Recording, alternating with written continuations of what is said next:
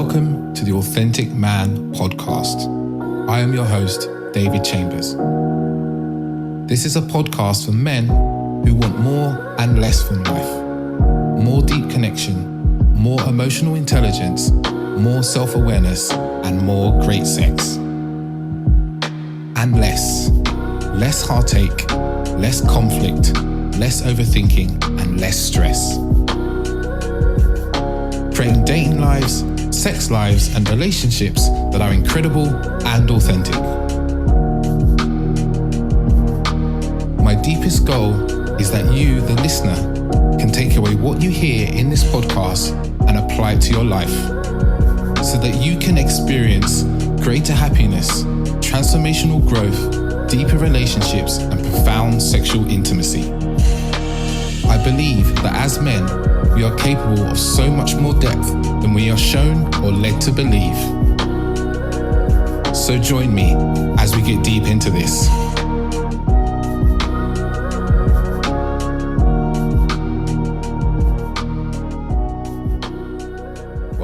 Welcome to this special episode of the Authentic Man podcast, where, this one's for International Men's Day. 2021 International Men's Day is a day to celebrate men, to celebrate the goods that men do, the things that men are capable of. And I felt like it was a good time to put out an episode that I've been thinking about for a little while and procrastinated on, if I'm honest, around, British black men and men's work. This has been work that I've been doing for a number of years, and I've just come across a few other black British coaches, and the three wonderful men that joined me on this episode: Alex, Holmes, Fedele Beauhill, and Simon Bren. Wonderful men, wonderful black men. But I think there's a real gap in the British market actually for black men and men's work. It's not something I've seen much of. I've actively looked for, I've actually seeked out black men of colour involved in men's work in the UK, and just not come across that many. So I got these wonderful men on this episode. This episode, like I said, I've been thinking about for a little while.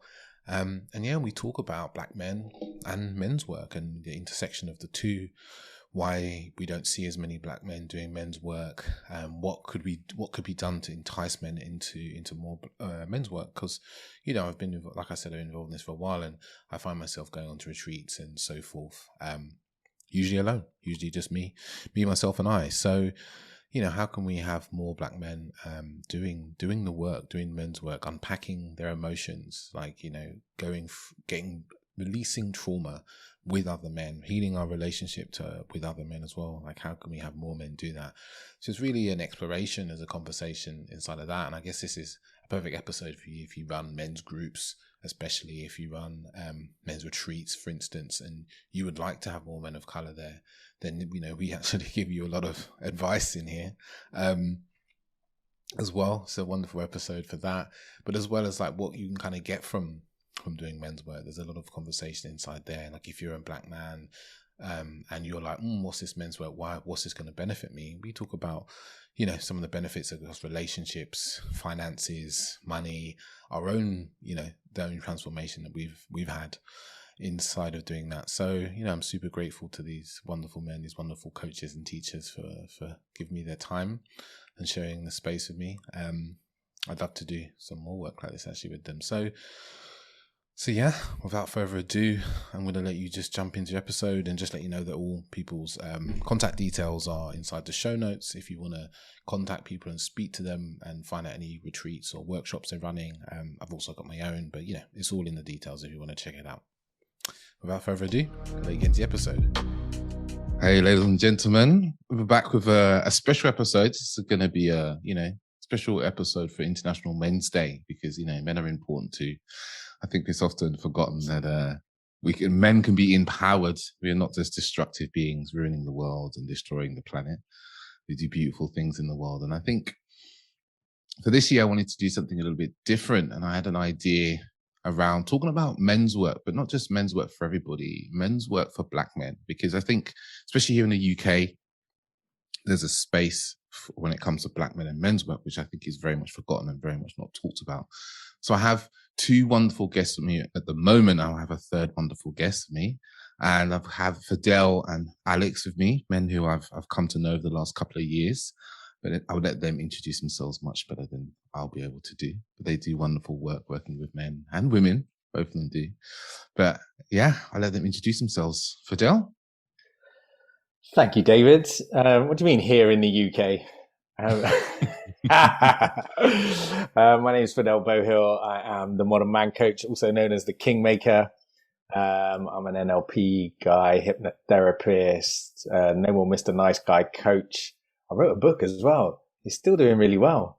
Divorce, A Modern Man's Guide. We're still selling a dozen or so copies of that every month, which is really interesting. And on this topic, I had a few messages recently from some black guys who are going through divorces who read my book and found it really, really useful. And then they were intrigued when they Googled me and found who I was.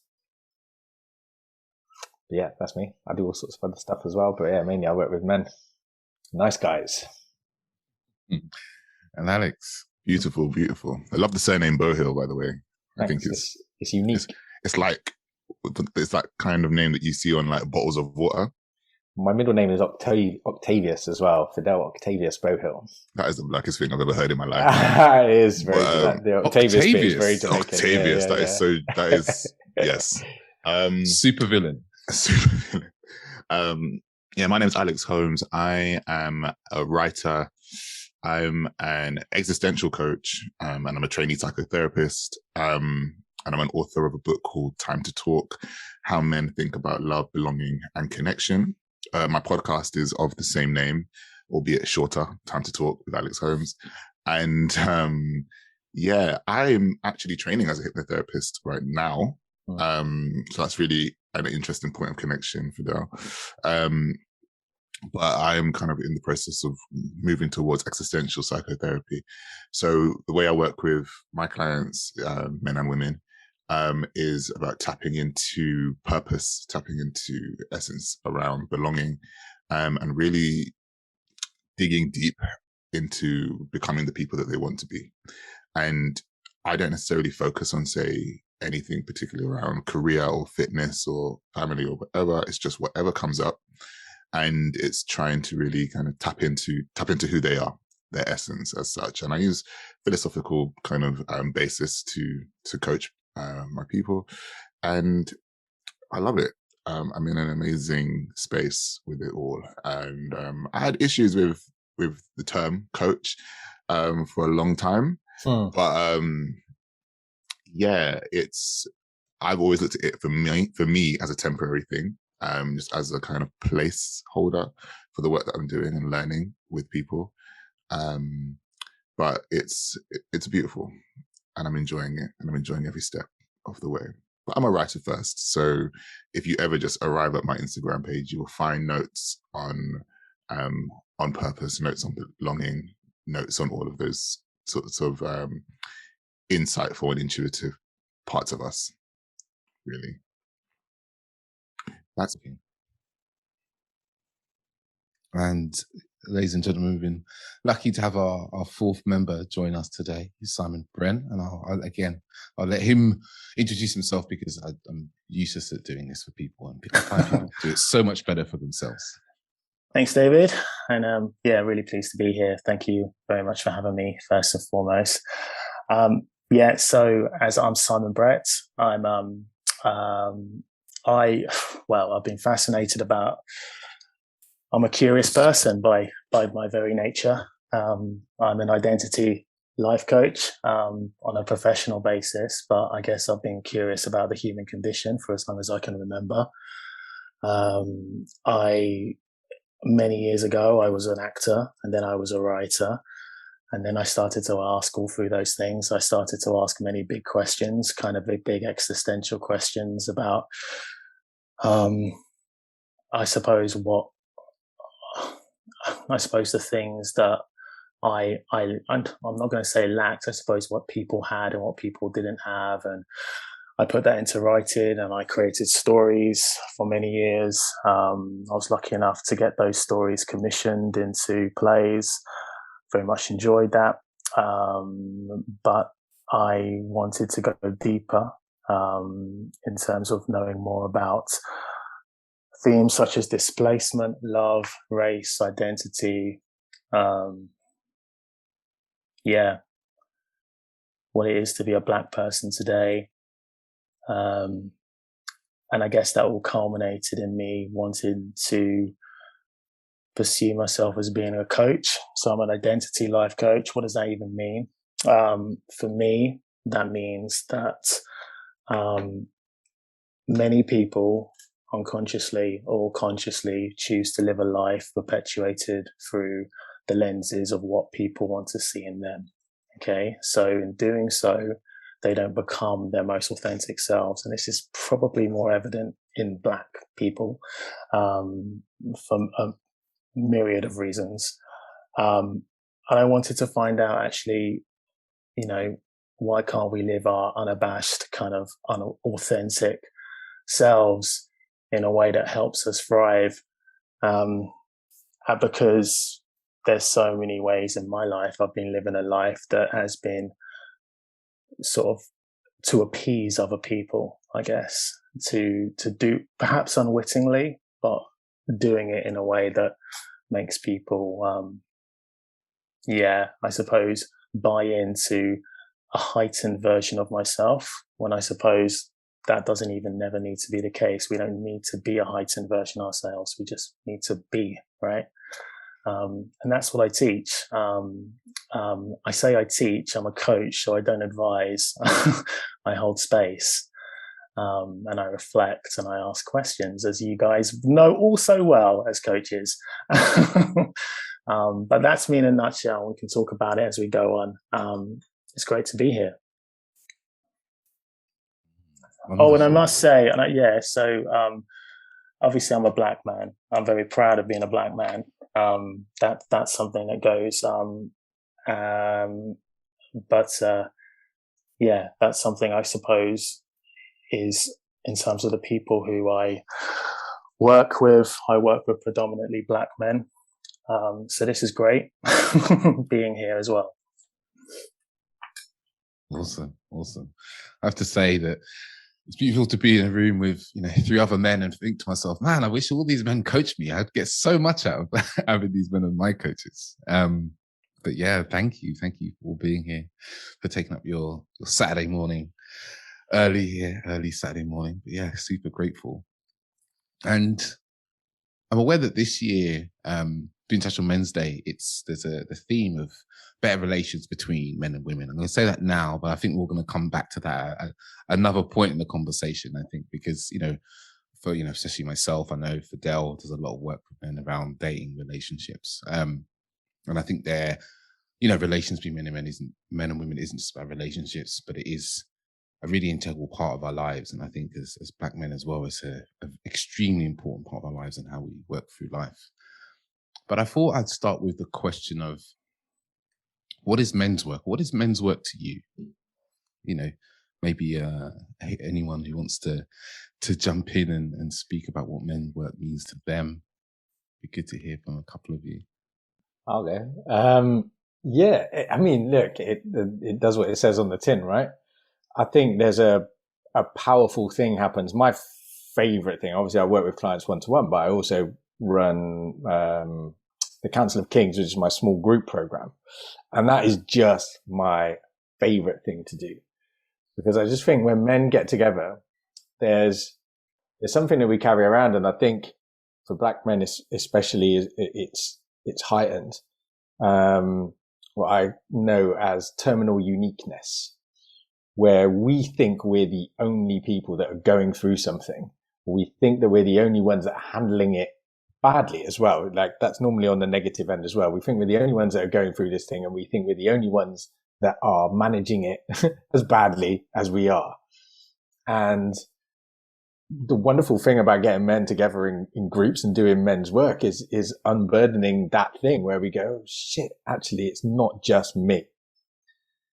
And that's the biggest comment that comes time and time again whenever I'm in men's group, is where we realize our commonality, And I think that's really, really powerful. And whilst that does happen in mixed gender groups, I don't think the outcome is as powerful, because I think as men we experience life, as Simon was saying, a part of our identity is our gender, right? And society sees us as that, and we get treated in a certain way because of our gender. And for our generation, it's a lot of men don't feel like we can talk about some of the downsides to being a man, right? We don't feel like we have male privilege, and so therefore it's like it's all about the women and the stuff that happens to us. A lot of guys I know don't feel comfortable or feel like they're allowed or supposed to talk about some of the downsides and the things that affect us negatively as men. So for me, men's work is about unpacking all of that stuff.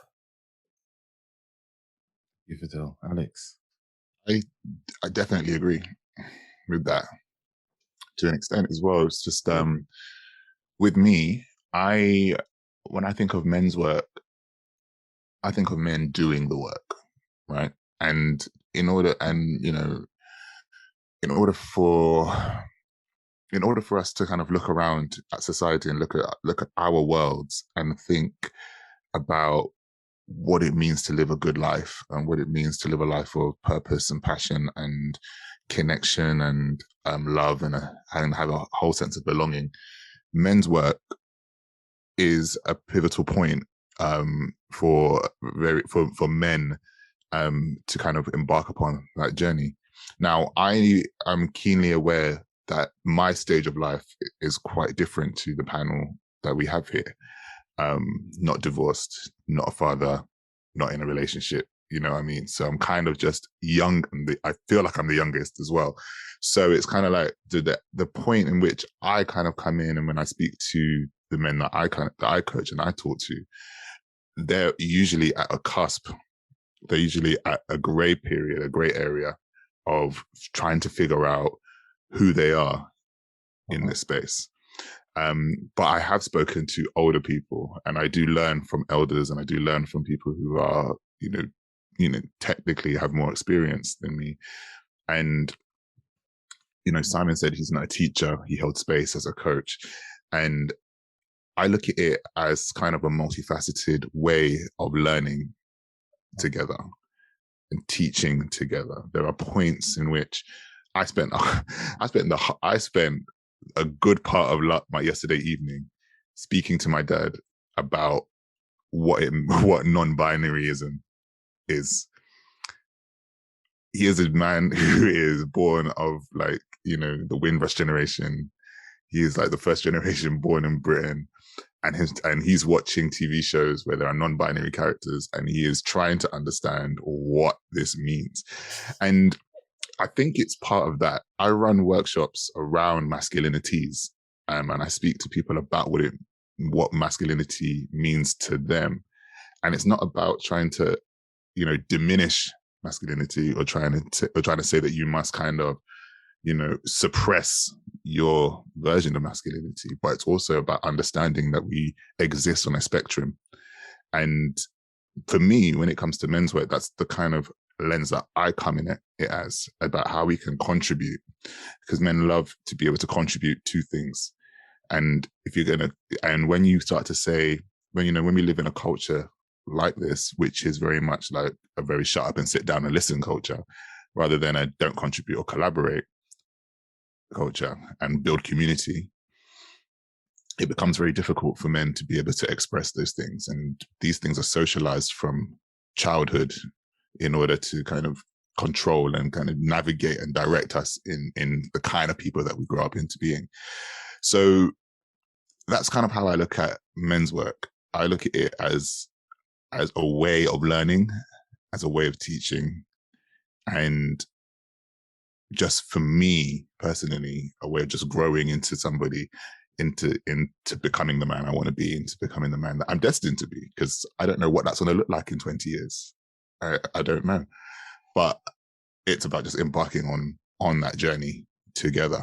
So, if the Council of Kings, men's groups, things like that are important in so many different ways, and to have so many different ones as well, because conversations need to be had.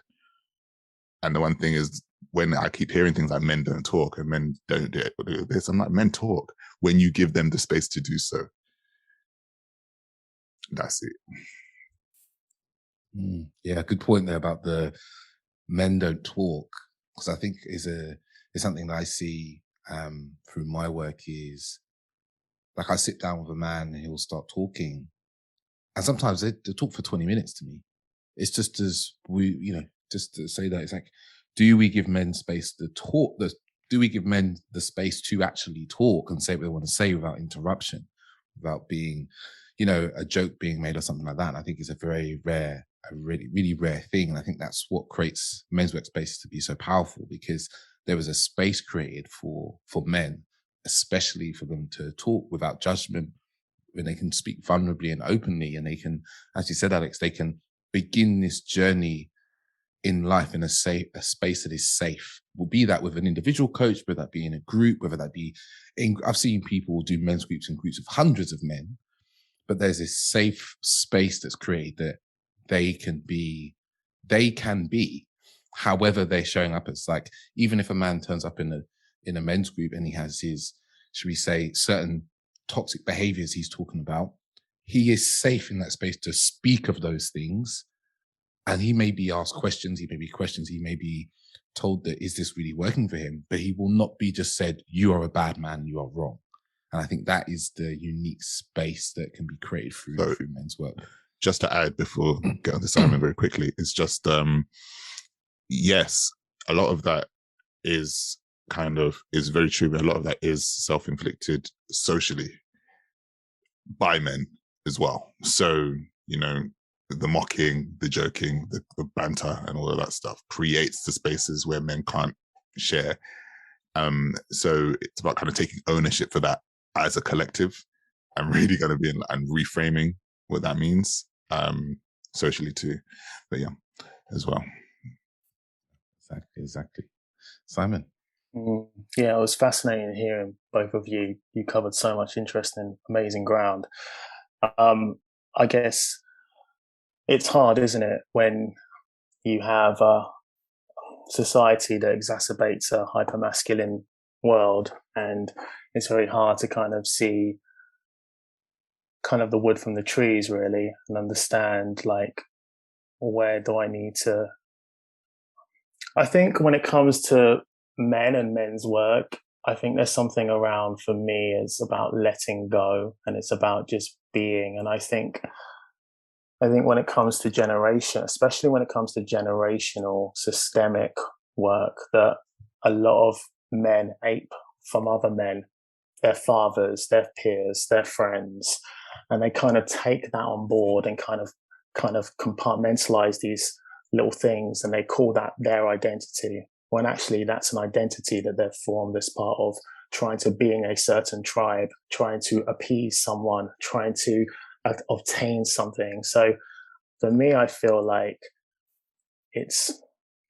sometimes I think it's a bit of a self-fulfilling prophecy if we say to ourselves that you need to do the work, because sometimes that by its very nature says that actually you have to do something, you have to find something in order to be that kind of holy grail of, when actually for me, I feel like it's an opportunity just to take away the distraction, understand that especially as young men growing into adolescence, into young men, we a lot of our learned behaviors are picked up by father, by the people around us. And I think sometimes it's saying, well, you are not, just because you are the son, you are not a systemic product of that. You do not inherit these traits. Your traits are your own. You are unique. And I think there's something very, very powerful in men just knowing that, understanding that, we don't have to accumulate certain things in our world to sort of like create this identity. There's something innately, internally inside of us, from the moment we were born to the moment that is just what we need to give out. And I think I'd love to kind of like get that out, I suppose. I think men can be more, not men can be more. I think there's an opportunity just to sort of let go and surrender more. there's a lot of weight around this. I feel like there's a lot of weight around pursuing this thing. And I think therein lies the problem. You need to drop the weight. And so I'm hearing is like, it's something that I've seen pop up, and I actually wrote it down, was it's almost like men's work isn't about, it is about necessarily doing some things potentially, but we shouldn't look at it as doing more, adding more. In fact, a huge part of the process is unlearning and stripping back the things that we have accumulated and absorbed into our identity and who we are and the way we act. Would that be what I'm hearing from a couple of you there? I think the guys that I work with, there's a bit of and they come with almost the opposite problem. So I'm a certified No More Mr. Nice Guy coach. I trained with Dr. Robert Glover, who wrote the book No More Mr. Nice Guy. And one of the issues that I see is, so we do one of two things, right? We either do what Simon was saying, which is we mimic or we ape. The other thing that's come with our generation is we've got this kind of overriding sense that the men that came before us are bad. And that version of masculinity is bad. It's about bullying. It's about being overbearing. It's about being controlling. And so what we've got is a load of guys of this generation that are eschewing masculinity because the concept that we have of it is negative.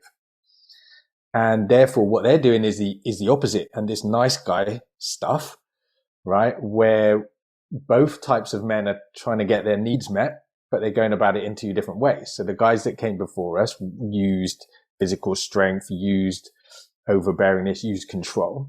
And this nice guy version is using manipulation. It's using covert contracts. They're still all trying to get their needs met. And that's a kind of unique, I don't know whether it's unique for our generation, but it's certainly a growing and spreading problem. So I totally agree with Simon that where we need to aim for is this concept of just being who we are. But what I've noticed is actually for a lot of guys, that leap from where they are right now to get to there is quite big. And the work that I do, I guess, is somewhere in the middle. It's about getting guys on. First of all, I believe stage one is about getting men to connect with the concept of what it is to be a man and masculinity in a positive way. So my little thing is about positive masculinity.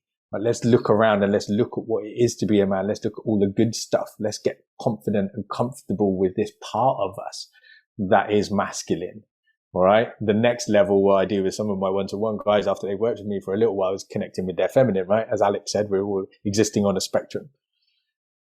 Level 3 for me is that, okay, how does this all combine to make me as an individual, as one? But I just believe a lot of guys starting from, Mark the Builder, first level 1 is right. Okay, what is it for you to be a man? Because I've got a lot of those guys that just do not connect positively with what it is to be a man. I think women are going through the same thing as well, by the way. I think women have this concept of femininity being weak and pink and fluffy. And so they mimic masculinity as well to try and overcome that. And men are almost doing the opposite, right? That masculinity is bad, it's negative, it's overbearing, it's bullying. So we're going to step into our femininity because that's the opposite version of it. And we don't do it very well if we're doing it unconsciously. Yeah, no, I hear that. It's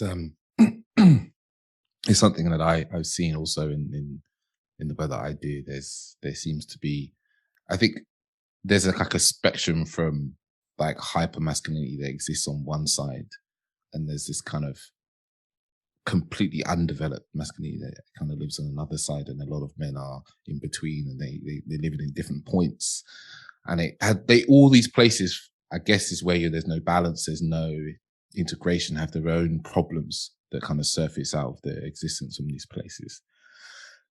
It's the unconsciousness of it. I think when you bring it to that level of self-awareness where you start having these conversations, right? And then you start noticing these things about yourself and start to understand that spectrum a little bit and how it operates within you. I think that makes a massive difference. Just becoming consciously aware of it is a huge difference, because most people they just don't think about this stuff. And that's where a lot of it comes out negatively in behaviors and attitudes that aren't helpful to individuals or society. And so the next question I have here is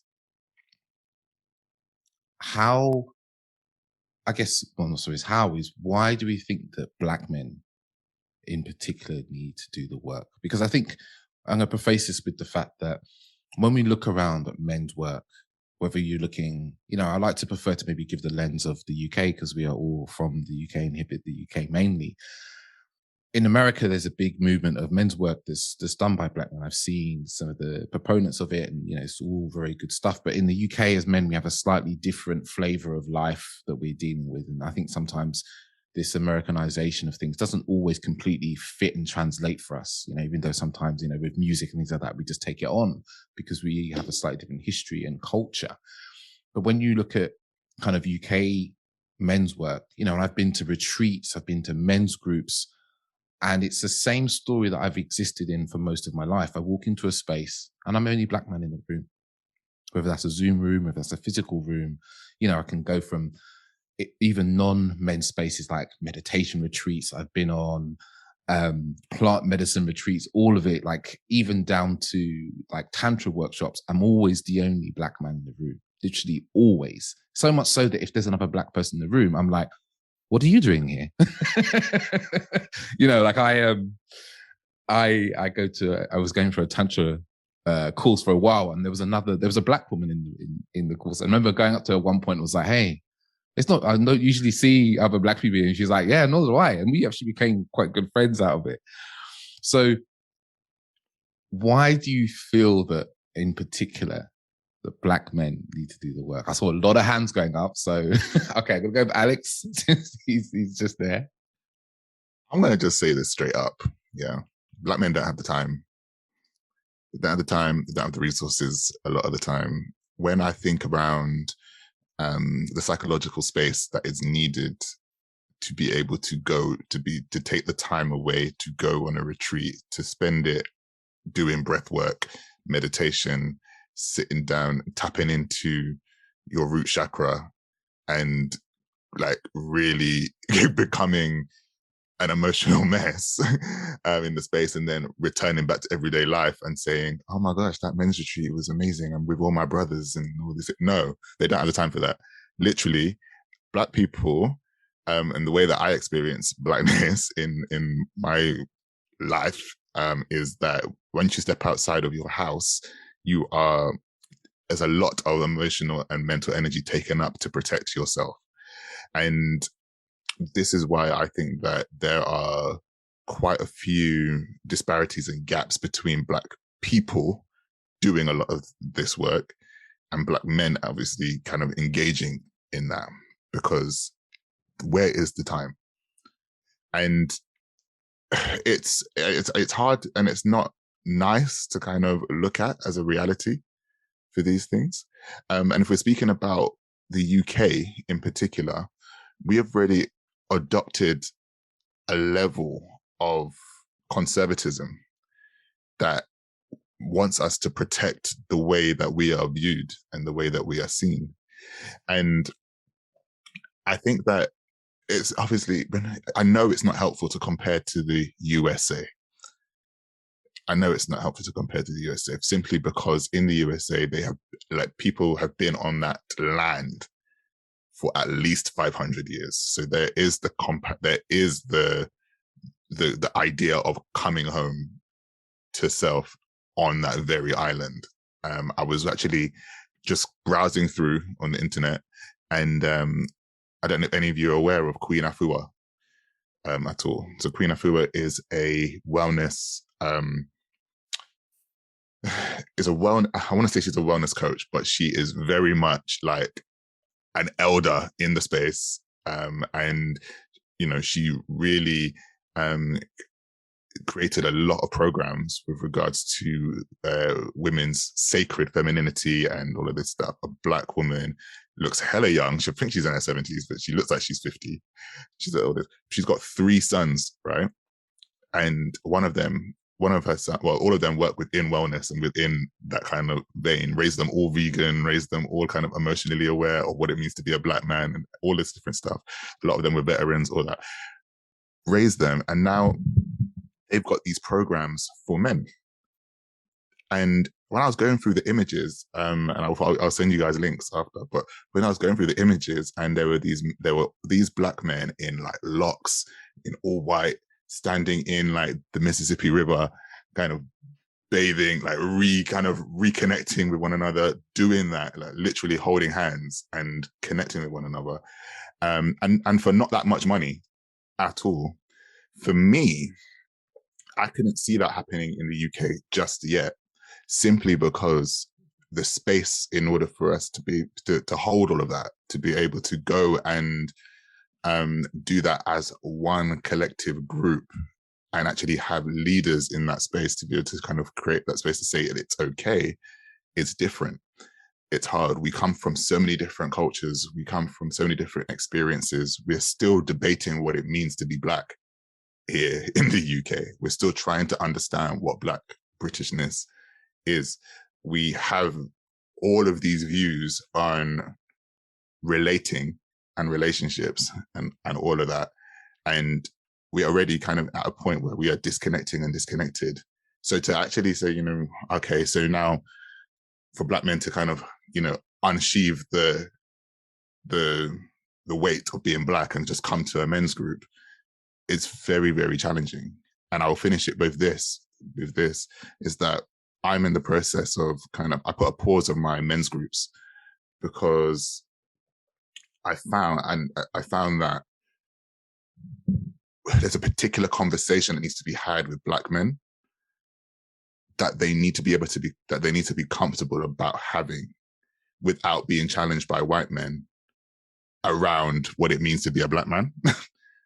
If you're sitting in a room with a white man, you're trying to tell him that there are ingrained racial attitudes and things that we have to think of differently when we step out of the house, and then they're telling you, no, that's not me, that's not what I do, no, what you're experiencing is not X, Y, and Z. It's not a safe space. And the point of it is that we create psychologically safe spaces for people to show up to. And that's why when I say we don't have the time, we don't have the space, it just means that we're already every day battling about what it means to be a Black and a man. So to then come to a coaching space or a retreat or a space where you're the only Black man, again, forgetting and putting aside in a box, probably in the suitcase that you bring to the men's retreat, your Blackness, and just here, you know, and you're forgetting everything around that. It's hard. It's hard. Thank you. Great points, Alex. I see Simon is poised to add his. Thank you, Alex. That was really wonderfully expressed. Firstly, where to start? So I think I'll start off with the question itself, like, why aren't Black people doing the work? I think we should almost look at the question and almost scrutinize the question, because I think that almost implies that white people are doing work. And therein lies the problem. Because when we say, why aren't Black people doing the work? I think whilst I totally, I do hear and resonate with a lot of what Alex is saying here, particularly around time, I think there's something around, I can't help thinking that that's just a symptom and that's not the root cause of why Black men aren't in the arenas. I think don't having the time isn't the underlying reasons why Black people don't want to self-assess like white people. I don't believe it's like we're just picking off, you know, if Black people don't do it, white people do it. If white people don't do it, Black people do it. I think we need to debunk that because the moment we start to kind of like put it against each other, it sounds exhausting. And we have all of these, I think the exhausting thing is all this rhetoric that's poured on Black men. You know, we need to work 5 times as hard as, I don't know, that sort of statistic. And we hear all of these things. And I think when it's kind of permeates into Black men, it's like, wow, that's knackering. You know, I've got to do this. If I'm going to like go through days, I've got to like work 5 times as hard as the my white counterpart just to show up, just to sort of get something. So I feel like on one hand, I think, yes, I think Black people, Black people are naturally guarded. Black people naturally have an inherent trauma, which is probably being passed on by our mothers and fathers. Like my mother was born in Nigeria. She came to the UK in 1972. She married a white man. When she came in, she overcame a lot of adversity. As a byproduct of that, when I was a kid in the 80s and in the 90s, she showed a lot of her protection as a means for her to protect herself, kind of unwittingly passing that on to me. Now, she wasn't saying, she wasn't trying to be like this overly like oppressive human being, but she had to do it in order to survive. That was her only kind of mechanism in order to do it. And so we are taking on these kind of inherent kind of guardedness and, this trauma. But I think the underlying thing when it comes to creating a union of Black people, Black men, I think the underlying thing is trust. I think it's compassion. And I think it's, I think it's not a case of, I don't believe simply in Black people not having the time. I hear it. I'm not saying it's not real. Of course it's real, but I don't think that we should sort of feel like, okay, because it feels like we're just trying to put our head above the parapet here. And I think we need to take away the question. We need to reverse the question. Or we need to understand that, I do think that we need to not create these oppressing kind of statistics. I feel this rhetoric that keeps on getting exacerbated, I guess, because that makes it ever hard. I'm not blunting away the reality, but I think sometimes it's a mechanism that makes us feel like we're not there yet, and white people are there yet, and are there, and that's just unhealthy. Sorry, just to add, it wasn't, when I said about the time, I was being facetious, but at the same time, I get what you're saying, and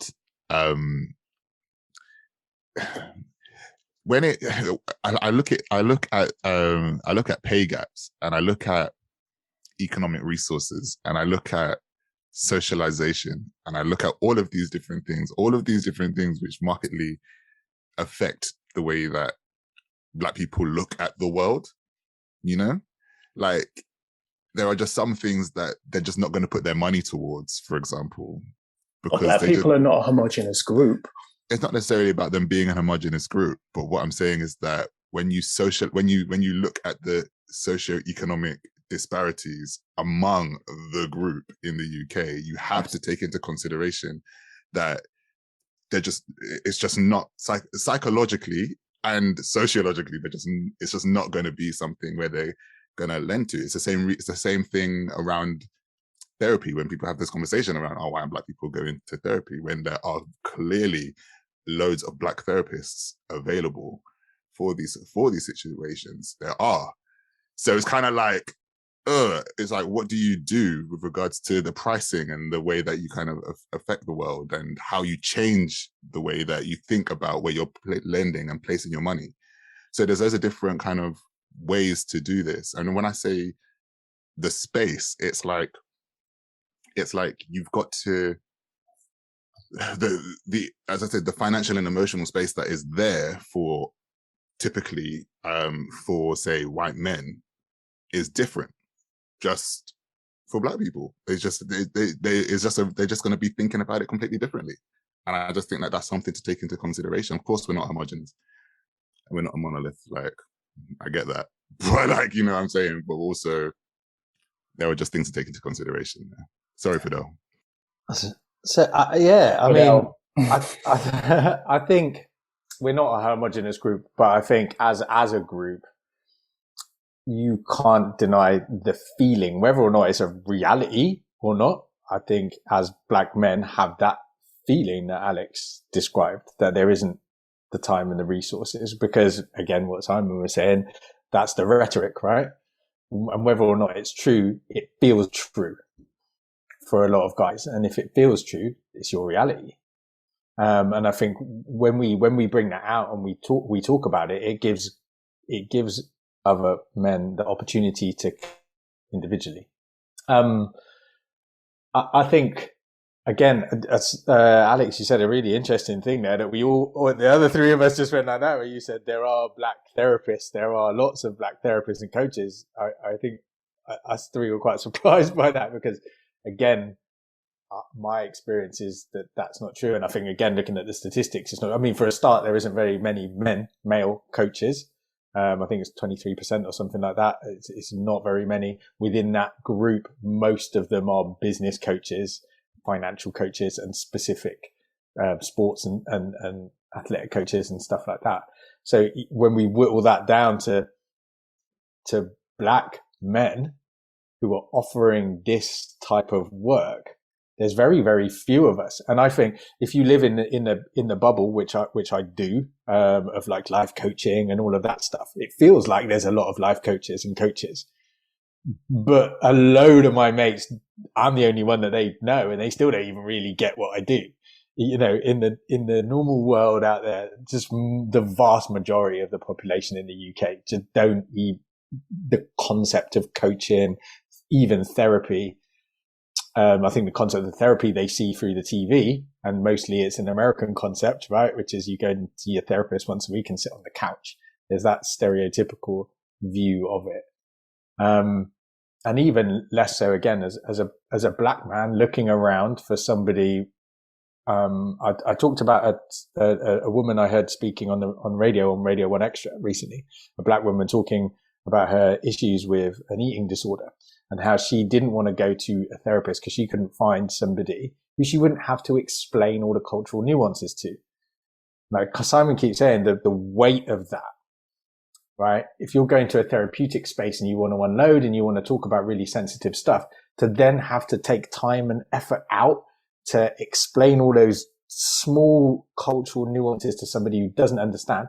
And let's remember that we're used to being judged on those things as well as being misunderstood. You know, a lot of them, when we go into a white space and we might talk about, let's talk about the family stuff as black men, the thing of having brothers and not half brothers and sisters and cousins and stuff like that. Yeah. A lot of black men feel embarrassed or ashamed talking about that sort of stuff in a white group. And they feel like they might be judged. And so they don't engage. It's interesting you say that about therapists, because I remember when I was looking for a therapist a couple of years ago, and I actually found it quite difficult to find a black therapist. I wanted a black male therapist in particular. I wanted to look at my own relationship with black men. And I guess I was looking at a certain price point, which might have made it even more tricky at the time. And it was actually difficult to find, and I ended up with a white therapist who I've been with for probably almost 2 years now. And there's a lot of things I had to explain. Like the family thing, I have to stop and count because I can't always remember how many siblings I have. It's like that, you know. I have a little hand thing that I show people. It's like, I'm the only child between my mum and my dad, and then they have all these other children on either side. And the funniest thing is when I meet a black person, I'm like, oh, that's my family. They're like, okay, cool. Yeah. I don't really have to explain it too much. They just go, yeah, I get it. Your dad's got loads of kids. Your mum's got kids. Yeah, cool. You're the only one between the two of them. When I had to explain it to my partner, who's Swedish, I had to sit for maybe 15, 20 minutes to explain the whole thing, because for her it was, and even for her, it's not so much because her sister and her sister's husband have a not too dissimilar situation, but they only have one kid on each side. So it wasn't completely fresh to her. But I have found that for some people, it's a very alien concept, but not always. You know, like I also remember went on a Menswork treatment, explaining to a guy, and he was like, yeah, my dad's like, he's telling me his dad had been in and out of prison. He was like, yeah, so my dad's actually got like 7 children and my mum's only child is me. And he was just like, yeah, I can understand that. But I think that there's there used to be a lot of embarrassment about having to explain that. I used to not tell people. I used to tell them about the children I'd lived with, my mum's children. So it is definitely a factor in that. It's like being in a space where it's like, oh, I can tell this story, and everyone just goes, yeah, cool, man. And there's no feeling of like, what the fuck's wrong with your family? Like, what's up with that? That's bizarre.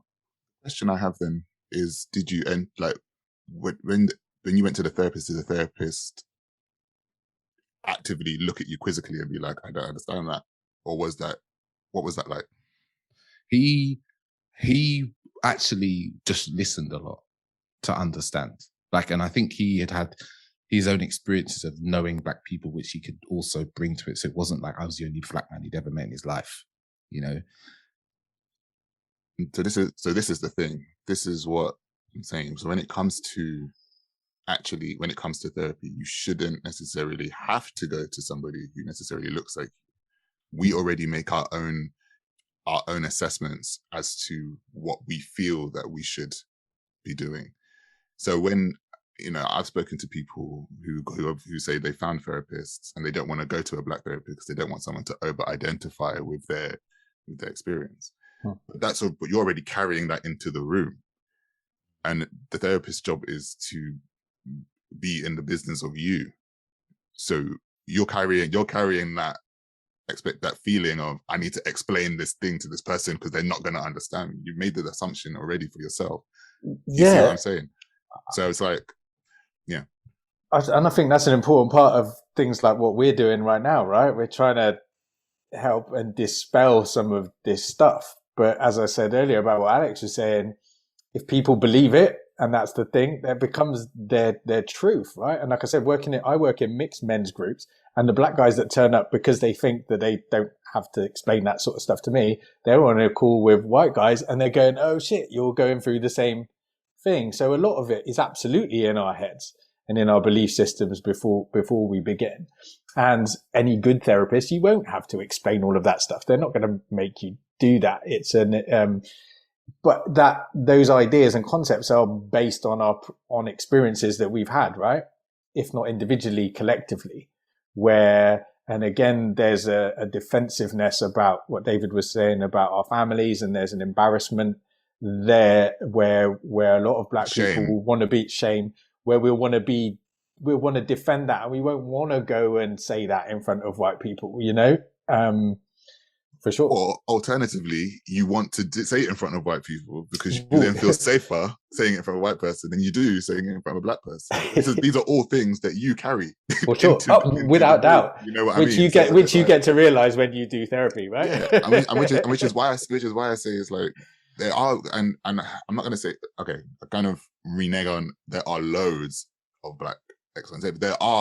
There's a whole directory of Black psychologists and psychotherapists and alternative Black therapeutic practices that are available, if that's something that you want to kind of venture down. Do you know what I mean? It's just that I think that in the UK we don't shout about it as much as America does, for example. And that's one of the things that I find tricky and quite difficult about the whole UK scene around this stuff, around the helping professions as well. But yeah, that's kind of where I sit with it. There's something that was said earlier around resources, Black people and money, and being able to do these sorts of work. And like, I worked in IT for 16 years. Yeah. And when I first started, I was pretty much one of a couple of Black people. And as I went through my career, I started to notice more and more Black people in the IT professions, right? Earning money. Like, we're not talking small money. And I saw the change occur in London through, if you're in a bar, in bank and all this, and saw more and more Black people in these spaces, right? Who are usually a few years younger than me, 10 years younger than me, that sort of thing. So there was resources there, right? To engage in therapy, there's resources to engage in, men's work or other sorts of healing modalities.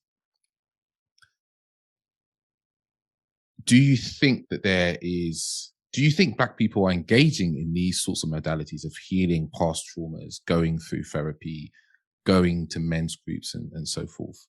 When I believe that the resources on a statistical average level are probably lower for a black man than it is for a white man, obviously, right?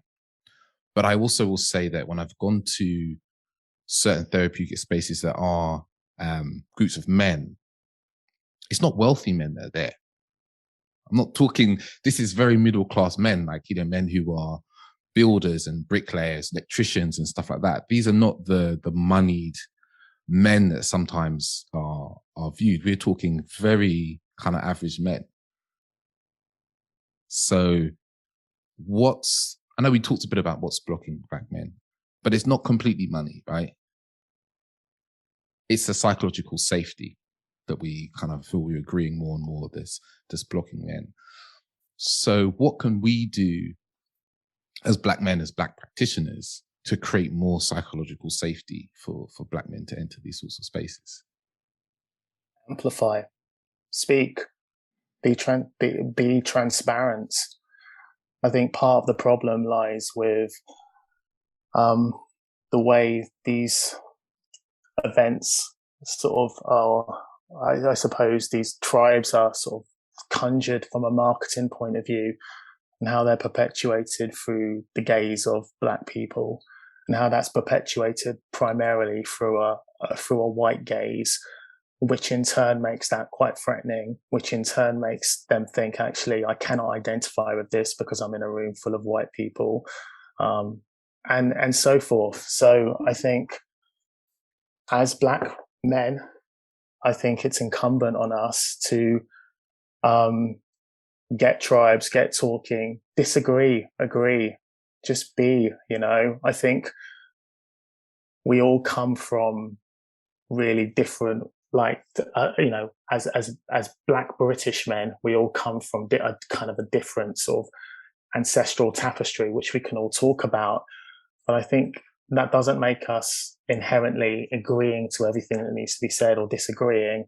I think therein again, I think that lies part of the pressure, I suppose, that black people have to do.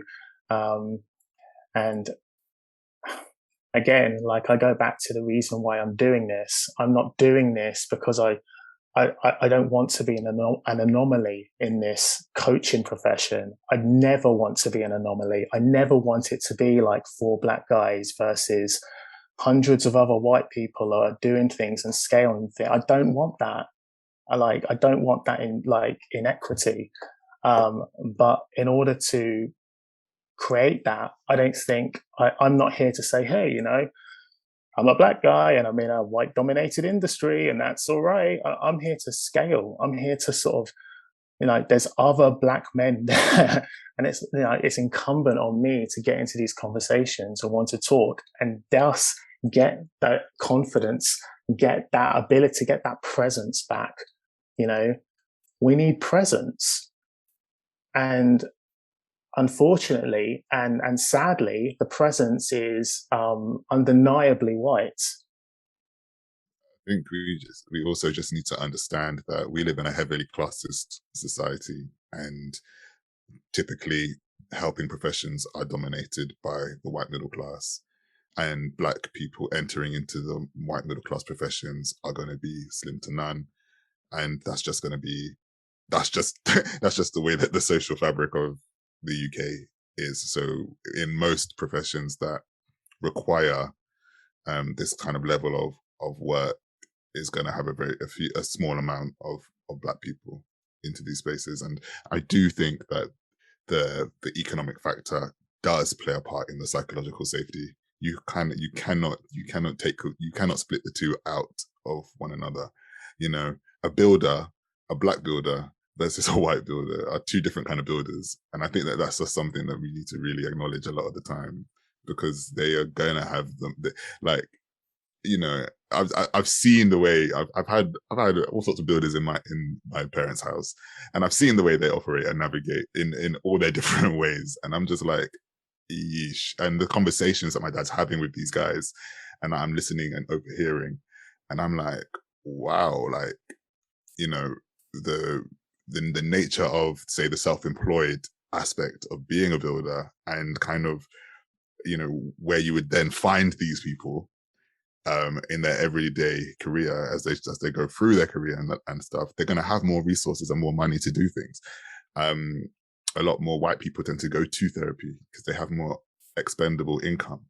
Let's say, David, you just literally mentioned about, as Lauryn Hill says, you need to go and take care of your 3 or 4 kids and all this different stuff. Like, all of that stuff is an element of trauma, and you have to, and the money is just not there to be able to kind of navigate that kind of conversation and that kind of experience. But when do you think, Alex, sorry, Alex, I just want to, if I may interject, yeah. do you think that's a self-fulfilling prophecy, though, that if we buy into that rhetoric, then we will invariably believe the rhetoric, and it's a like I said, it's a self-fulfilling prophecy, all of what you're saying? I think that we are changing narratives for sure. Like, I'm not saying that we stay in that bubble. I'm saying that we are changing a lot of that. Generation after generation, we are breaking a lot of those kind of moments. But if you actually think about this, when, for example, the Windrush generation came over and they put money together to buy houses, and obviously they had all these huge like houses in, say, Finsbury Park and Kensal Rise and Tottenham and all these other parts of London, and the ability for them to A, lose those houses, and B, not necessarily even put, say, the money aside for their children. A lot of the time, a lot of them weren't putting money aside to put their children through private school systems, for example, because the resources just were not there. So that then puts you at a disparate, that then puts us generationally in a disparity. My dad consistently, and people of his generation consistently, talked to me about how university was free at that time, but they did not know that it was free at that time until it was too late, or quote unquote too late. This is where, at that point, coaching could have helped because they could have got them into those spaces, but they didn't know these things. So we're automatically at an economic disadvantage because of knowledge as well. So then, and that stuff is being unmasked and unburdened with each generation that comes. Like, I can't explain what coaching is to my parents and to my grandparents. Like, they don't get it. They don't understand who would do that. Me sitting here, kind of like, I would say sometimes it feels like a sacrifice, but I also sit down and I think, I'm training as a psychotherapist. It takes 4 years minimum to do that. It is consistent learning and consistent personal development as I go. And I sacrifice quite a bit personally in order for me to be able to do this stuff, because we are entering and we're working in helping professions in order for us to then kind of unhinge and unclasp those kind of those historical stories that we have. So we want to create new ones and create new spaces that we can kind of navigate and expand in. So yeah, some people are going to have self-fulfilling prophecies with that because they are in a mental and psychological loop that keeps them going through that. And that happens socially. It's about trying to make sure that we can kind of change that narrative, but also understanding where they're coming from and understanding why that is. So I'm not trying to be like, I'm not going to sit there and be like, oh, well, just ignore that happened, or I'm going to ignore the economics bit, because I'm going to make sure that I understand and I'm clear that I know why that is the case, so that I can know the route in which I want to unpick and untangle all of that stuff and make people feel okay. Yeah, I mean, I'm a big believer, and again, like we said earlier, whatever the issues, like, men aren't doing the work, for example, and then we magnify it for black men. Like, the issues are the same. And what I said earlier, which is, I'm a believer in meeting people where they are, right? And where they are is where they think they are. And our job is to help people unpick that and realize that they may not actually be there, and their life and their concept is something different. That's our jobs, right? That is what we help people with. But in order for them to engage with us, as Alex said, we do have to speak to them in their reality, or their perception of their reality. And I think it's really, really important to do that and to acknowledge how people feel about their money and their time and stuff like that, because that's how what we put out there in our content and our conversation and stuff like that. That's how we get people to engage with us. And again, the more black men out there that are talking about our experiences, there'll be more black men resonating with that and go, hang on a minute, this guy sounds like me. He's talking like me. He's been through stuff like me. Let's listen to what he's got to say. But now he's in a different space. He's in a different place. As I said, when I see some of my old school friends and people like that who I grew up with, black men who have watched me shift and change, in a different way, they're intrigued, because they know that I've been through the same experiences as them, and somehow I've managed to break some of the narrative. But they also know that I get it. That makes sense. Yeah, that makes total sense. I think it's an important piece is to, when we speak, is to, I prefer to speak from my own experience because, that's my experience. And I imagine there's other people, out there that've had my experiences, other black men that've had my experience, and to speak to those people, because ultimately that's the best thing I can do is talk from my experience, because that's mine. It's very real for me. I can talk about my own learnings, and my own emotional work has been some of the most transformational work in my life, to see how I related to, even like how I was relating to money maybe 15 years ago was a completely different way to how I relate to it now. How I relate to people in general, my own emotions, I think is something that for me has been the most transformational work that I've done, is looking at how I relate to my emotions. And I think this is probably, I wouldn't have seen this as important maybe 15 years ago. If I think of my journey through self-development, I started because I was like, I want to understand money because my family are poor and I'm fed up of this, seeing this in my family, and I don't want this for myself. So I, went down the route of a lot of guys. I went to business seminars and what's Robert Kiyosaki's thing?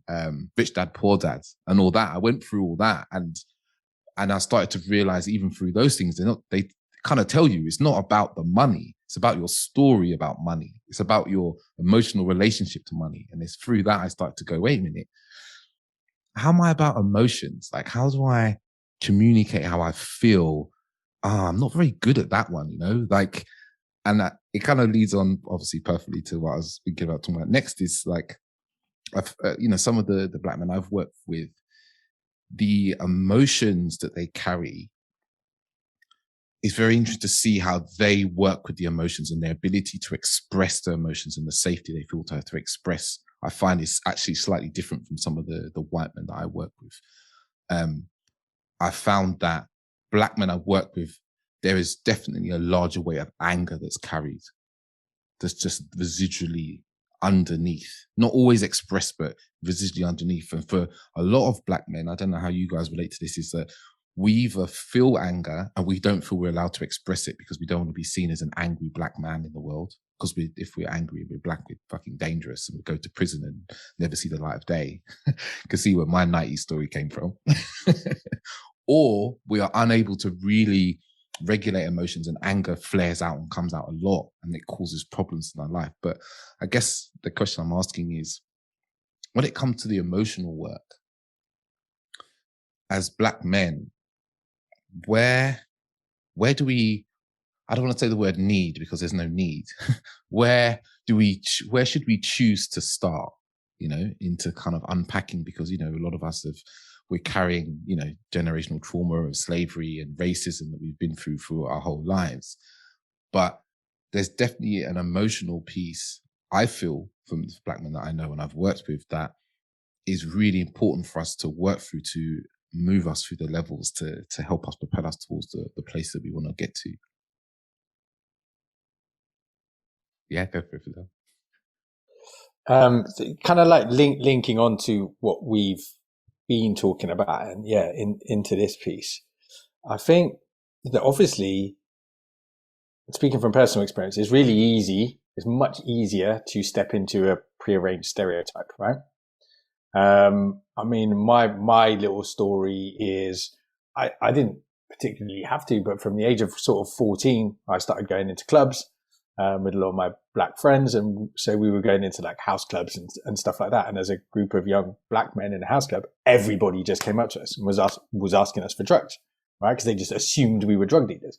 And so after a while, we were like, why don't we just do that?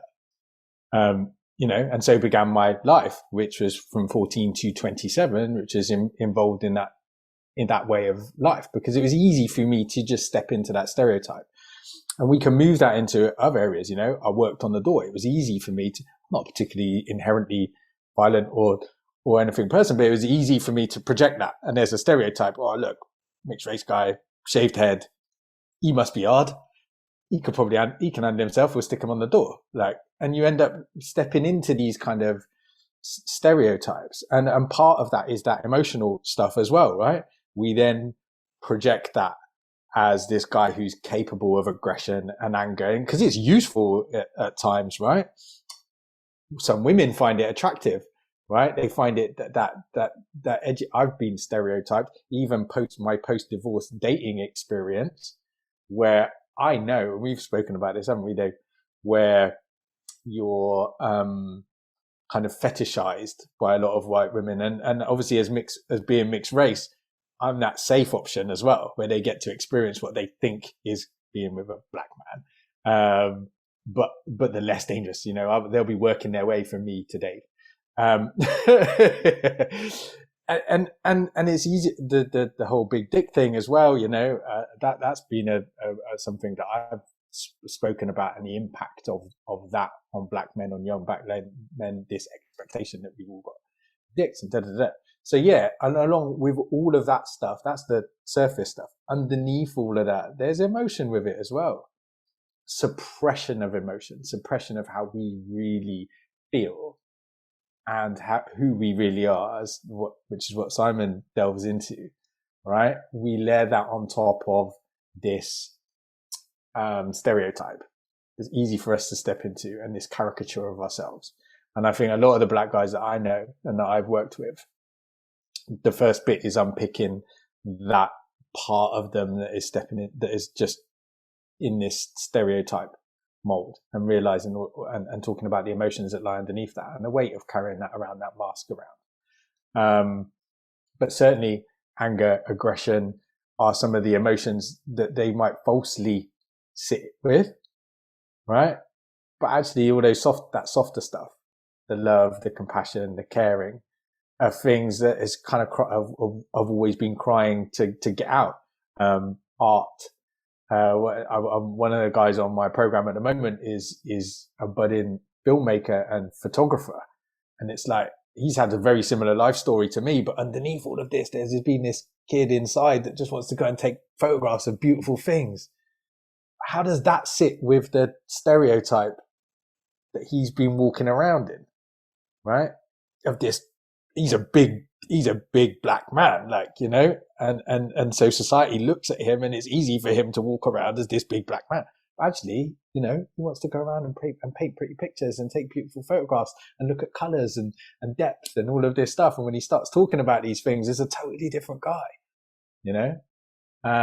So yeah, again, it's about creating a space where men feel safe to explore that side of themselves, really, and open up about all of that stuff, and away from the stereotypes which we suit up when we go out into society. As Alex said earlier, as soon as we step outside our front doors, there's this other stuff that we have to manage as black men. And one of those is the stereotypes and the perception, which we play into for various different reasons. Yeah. So yeah, that resonates. Thank you, Fidel. I'm just going to if possible, I'm just going to lend some of my experiences. I think, yeah, fundamentally it does lie with safe spaces. But I will say that I remember, certainly as a child and in my adolescence, there were moments where because there was a lot of childhood trauma and racial trauma when I was growing up.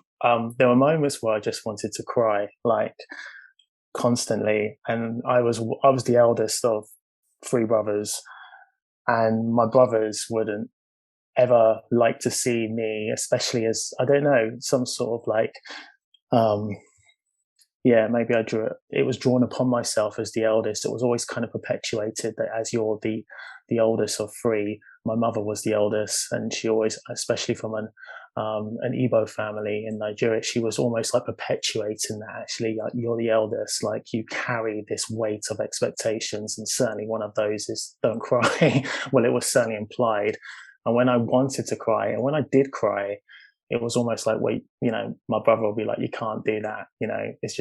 It's not right. So I was almost wanted to find spaces as a Black man where I can actually just, be my most authentic self. And I remember when I was in my 20s and I went to a drama school, I went to an all Black drama school, which was like really way ahead of the times. And there was a point when I was in a band. I was like playing guitar. I had skinny jeans, and this was like the mid noughties. And they were like, and what I loved about Black culture at that time, it was going through this kind of metamorphosis in terms of like, so many like subcultures, musical subcultures coming in. And I went to a drama school in Hackney. So a lot of that was around, a lot of like the Black men around that were from Hackney, were from that kind of area. And so it was almost like when I came in with like a leather jacket and like skinny jeans, it'd be like, this doesn't marry up with like the scripts. So I had to kind of like, it was almost like, okay, I'm Black. I don't need to kind of like, it was funny, especially actually, it was almost like I need to almost like reassess myself every time I come into a space. I was almost like, I don't need to almost justify the fact about my identity. Like, 1 minute, like, they don't need to know I listen to D'Angelo all the time, but that doesn't matter. I'm still like in a band, and that's all right. So, but sometimes you feel like, actually, do I need to dial that certain part off listening to D'Angelo? And it's just like, okay, I don't know what to do here. So there are aspects where as a Black person, you're trying to assimilate and you're trying to like find that sweet spot. I think now it's different. Now we're in 2021. I think obviously there's this kind of myriad. It's agile, but actually being a Black man in the noughties and the 90s, it was almost like Fidel was alluding to, what the gaze was perpetuating, the white gaze, you would invariably be. And that would be a safe space, albeit from other people. But internally, you're like, actually, there's a misalignment with what I really want to be here. And yeah, it's interesting. And I'm, it's a wonderful thing now how, I think we are not just held to be Black by certain characteristics and certain things of being. That's just a wonderful thing. And that's what creates. And I think that is a start that can create those safe conversations to take place. I'm just going to jump in quickly. And Simon said is, I think one of the things, we're talking about, so I think the conversation we keep coming back to is the identity that the world is placing on us, plus the identity we think we have to live into. And what I'm hearing from Simon there is the identity the world placed upon us in maybe the 90s and the noughties was a lot heavier. There was a lot more restrictive. It was a lot kind of a finer, confined space, right? For a Black man. Yeah. It was like a coffin. It was like a coffin. There was one size, and you need to fit into that size almost, right? That was your given spot. I'm thinking musically, because I think music has a special influence on our experience. You think of the days of 90s. You got Tupac, and so forth, and D'Angelo. It's had bands like Boys to Men and so forth. And I compare that now when you look at people, say someone like Frank Ocean, Tyler the Creator, Lil Nas X. These are people who I don't think they would have existed in the 90s. They didn't exist in that same, there wasn't that flexibility of what a Black man could be, Now there is a lot more flexibility of how a Black man can show up in the world. And this is beautiful to see. It's amazing. Like I really observed this and been like, wow, there's so many more things a Black man can be now. Like to even show you a complete another lens is you've got Muji out in India, right? This Jamaican guru in India. He cracks right? me up because he's just from Brixton, and that's the funniest thing to me. Brilliant. Ever. Yeah. we can even be coaches and therapists now, right? Yeah. But in the 90s and noughties, there wasn't, there wasn't space for you to do that because you never seen anyone else out there doing that. So the lens of what's possible for a black man is expanding at a rate that's actually quite fast, right? It's like, obviously we've had Barack Obama as well, which is like blown fucking shit open for us as well, but you look and go, like, I could be an Indian guru if I wanted to be. Like, that is something that I can see and is possible. And this wasn't even a lens that we thought could exist, 15, 20 years ago. I see Alex with his finger there. Yes, I agree to an extent with a lot of everything that is being said. One of the things that I'm learning, and again, I am very early in my journey compared to all of you, I'm literally just a whippersnapper, just shaking tables and being irritated with a lot of status quo things. But at the same time, I look at it and I think the one thing I'm really learning is that every blueprint that we have ahead of us, we can create for ourselves. We don't necessarily need to, we can look at people like Muji and think, oh, right, sick. He's he's doing what he's doing in India. Amazing. Then we can look at Barack Obama and like, okay, prime minister, president of whatever nation, if that's what you want to be. And it's just, but it's also understanding that we can create the blueprint for ourselves. We can actually sit here and say, I think our role as coaches and therapists and people in helping professions is to basically open up the possibility for so many other things that we can do. And we're not bound by our histories in order for us to do that, And I think that's the beautiful thing with regards to coaching and working with Black people and Black men. And I think that's kind of that would be the ideal way to start. But the best thing that we can do is actually go in particular niches and then bust that wide open. So loving what Fidel does, working with divorced men, not necessarily exclusively, but that is a particular juncture in a man's timescale. And then Simon's work going through identity and really kind of like exposing that. And David, your work with relationships and set, like, these are very specific junctures of what it means to be a man at this moment in time. I think we have to work as a collective, but also very specifically in order to bust those things wide open, because then it gives it really does help in that way. We can't go in there as men, as superheroes, because we're just not. Because it's the exact same thing that we're trying to not perpetuate, that I find that a lot of people are continually trying to perpetuate. Personally, that's my 2 pennies worth.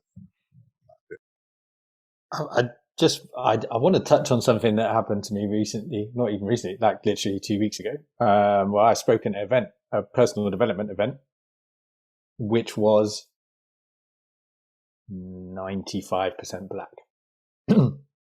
There's a show, a woman that I've done some stuff with, Yvonne Michelle, who started up in lockdown a YouTube channel, a TV show, which was essentially aimed at middle-aged Black people talking about sex.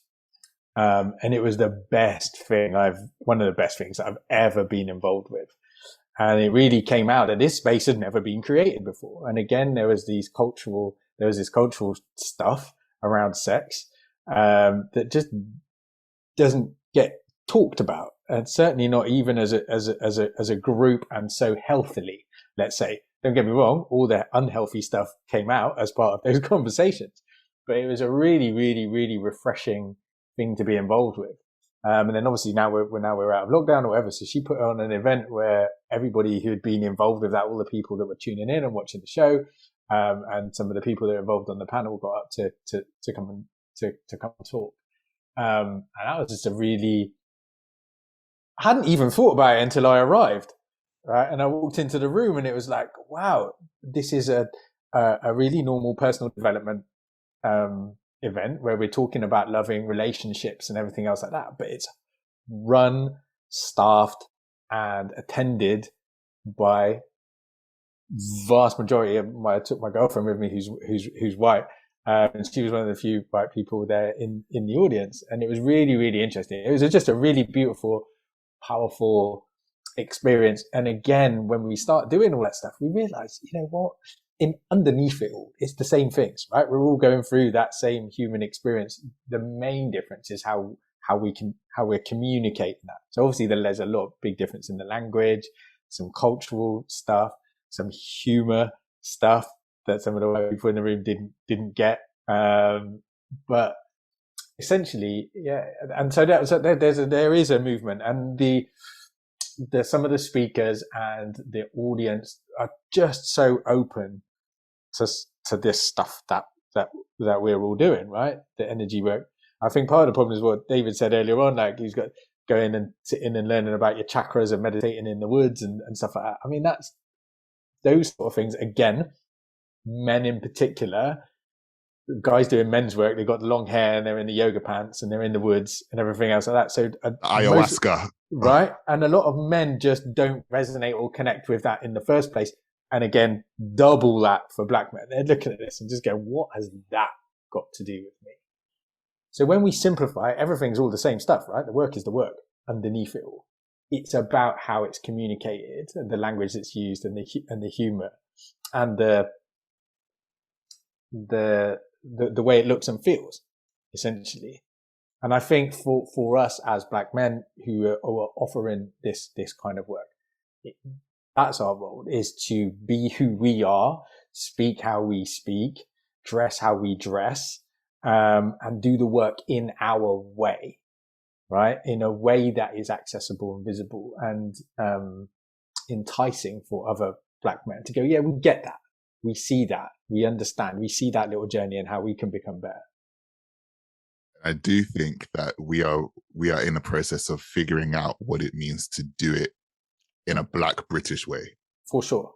And the Americans have shown us some stuff like that. I mean, you've got people like Beyonce and Jay-Z and all that, those sort of people who talk. You've got Beyonce singing about doing her crystals and being a medicine woman and all that sort of stuff. And people are like, oh, hang on, what is this stuff? The benefit of us being black British and here at this juncture in time, yes, we've had the experience.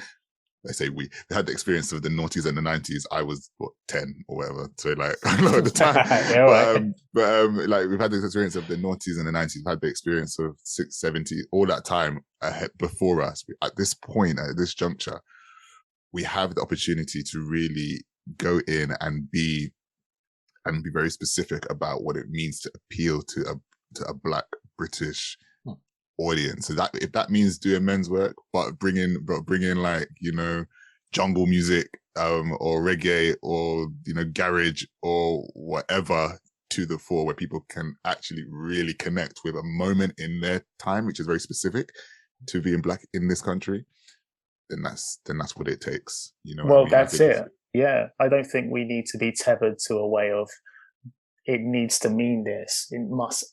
In order to do the work, things like this must be together. You must attain to this, and I think that's what sort of brings up this level of anticipation and expectation and weight. And I think actually, it's contrary to all of that. I watched The Harder Day 4. I'm sidetracked. I watched that last night, man. But I to be honest, man, that's just like pure like black communion. Like it was just a beautiful experience. And yeah, we're all kind of resonating on the same level, which is amazing. And I think when you talk about actually going to spaces where you just feel like, okay, I get it. This is where it all clicks. And, you know, that first bit, and, you know, a caveat for people who haven't seen it, it's just about like, you know, these people may be fictional, but these people existed, you know, and when that was said right at the beginning, I kind of got like shivers at the back of my neck, man, because that was just like, yeah, these people did exist. And we are shining a light on these people, on these stories.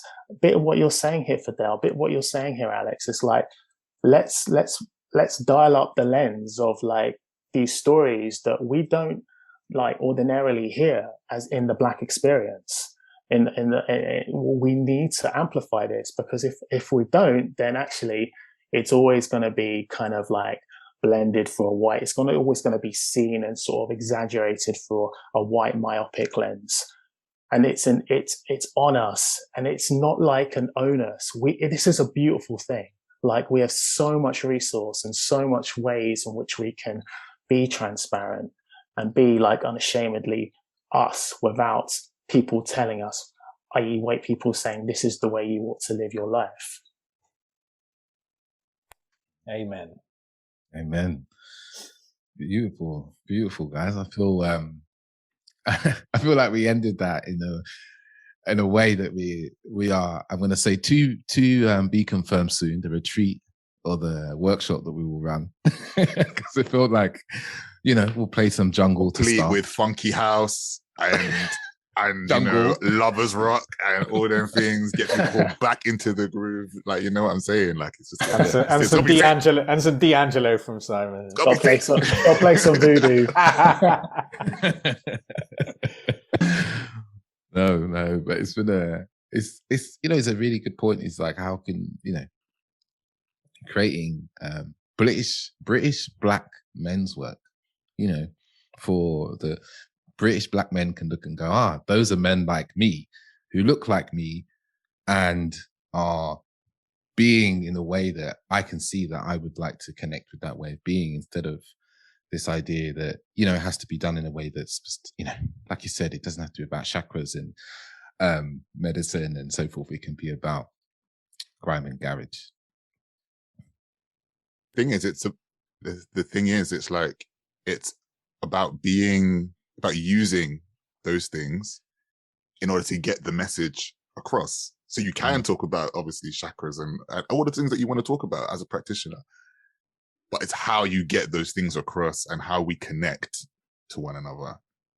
We can't keep using models that weren't even made for us in order for us to kind of do that stuff, because it won't work. But people are going, Black people are going to arrive, and there's music and food. That's it. But we're not a monolith. Oh, well, yeah, exactly. And I'm sure, it's a good time to wrap up. And I'm sure the listeners are wondering where they can connect with you, coaches, practitioners, men who do wonderful work. I'd love you to go around and, say what you've got coming up and how people can connect with you in the world. Okay. As Alex said, my name's Fedele Beauhill. I'm really easy to find. I'm the only one in the whole world. I'm also 45, so obviously I'm mainly on Facebook. That's where my communities are. The Modern Man Club is a big free community for men. I've got 1,500 guys in there. I also run the Modern Woman group as well, which is there's nearly 1,000 women in there and me, which makes it a little bit different. I'm just launching a program which starts on November the 22nd. It's called Balls Deep. It's a relationship program for men. So it's just teaching and encouraging men to how to step up into the masculine role in a relationship. Step number one, and how to do that without shame and guilt, and how to do it consciously with love and consideration for their partners. So yeah, Balls Deep. Starting on November the 22nd, look me up. It's all over my Facebook and my Instagram and my LinkedIn, and I'm easy to find. I am Alex Holmes, and I am a writer, writer, coach, and podcaster. So if you go to Instagram, that's where I am, because I'm a millennial. So you'll find me on Instagram mostly. At by Alex Holmes, and I share musings, I share reminders, I share insightful kind of parts of things to try and help us all connect better to ourselves. But you can also go to my podcast, Time to Talk, with Alex Holmes is actually everywhere now. I went to Amazon and it was on Amazon, and I was thinking, this is really strange. So just go to wherever you see fit. And my book, Time to Talk: How Men Think About Love, Belonging, and Connection, is in all places that you buy books from. And if you want a one-stop shop, alexholmes.co is the hub where everything is. Hey, and I'm Simon Brett. So I'm a life coach, and I'm a trainer and a mentor as well. So I'm an identity life coach, and I'm a trainer and mentor for Mindful Talents, which is a global coaching platform. So I have the privilege of doing that. You can find me on Instagram, SimonMBrett_coach. I'm currently opening up spaces for one-to-one coaching on an identity focus level from December onwards. So if there's anyone who wants to express interest in that, just get in touch via Instagram and we can take it from there.